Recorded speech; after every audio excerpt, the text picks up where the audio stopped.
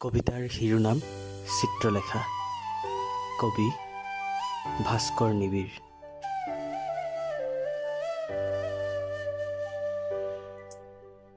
হেই চিত্ৰলেখা, তোমাৰ দুৰ্লভ প্ৰেমৰ হাঁহিত পৰিয়ে মই কবিতা লিখিবলৈ শিকা। তুমি নজনাকৈ, তুমি নভবাকৈ মনৰ মাজত ছবি আঁকিবলৈ শিকা।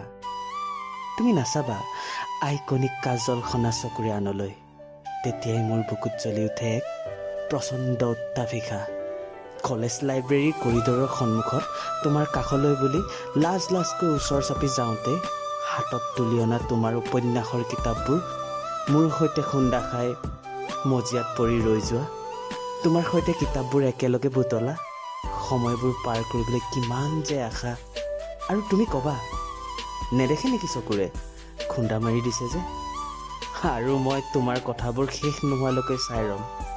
ওঠৰ ওপৰত কলা তিলৰ সৌন্দৰ্যৰ চিকমিকনি, আৰু আনফালে মতলীয়া হৃদয়ত এজাক মিঠা মৌ বাঁহৰ গুণগুণনি।